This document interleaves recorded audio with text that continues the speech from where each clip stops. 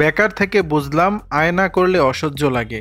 ছোট পর্দার অভিনেত্রী ফারিয়া শাহরিন সাম্প্রতিক সময়ে ব্যাচেলর পয়েন্ট নাটকে অন্তরা চরিত্রে অভিনয় করে তরুণ দর্শক মহলে বেশ পরিচিতি পেয়েছেন এই অভিনেত্রী।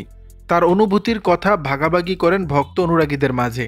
কয়েকদিন আগে এক ফেসবুক পোস্টে তার মা হওয়ার খবর দেন অভিনেত্রী নিজেই। এবার সামাজিক মাধ্যমে নিজের ভিন্ন ক্যারিয়ার গড়ার চিন্তা ভাবনার কথা জানান ফারিয়া। অভিনয় ছেড়ে দিতে ব্র্যান্ড প্রমোটার হওয়ার ইচ্ছা পোষণ করেন তিনি। বুধবার রাতে সামাজিক মাধ্যমে ফারিয়া লিখেছেন, আমার খুব ব্র্যান্ড প্রমোটার হওয়ার ইচ্ছা হয়েছে। এই প্রফেশনটা খুব লোভনীয় মনে হয়। বাসায় বসে টাকা আয়, কি মজা। হ্যাঁ, কষ্ট আছে, যারা একদিনে অনেকগুলো লাইভ করেন তাদের কষ্ট হয়। কিন্তু চিন্তা করে দেখলাম বাচ্চা কাচ্চা যদি পালা লাগে, বাসায় রেখে কিভাবে শুটিং করব। বাচ্চা ও মাকে ছাড়া কিভাবে থাকবে। বেকারও বসে থাকতে ইচ্ছা করবে না। অনেকদিন বেকার থেকে বুঝলাম আয়না করলে অসহ্য লাগে। তাই কয়েকদিন ব্র্যান্ড প্রমোশন করে দেখি পারি কিনা। পারলে তো এটাই করব ঠিক করেছি, আর না পারলে তো শেষে গোল্লা, টাটা বাই বাই।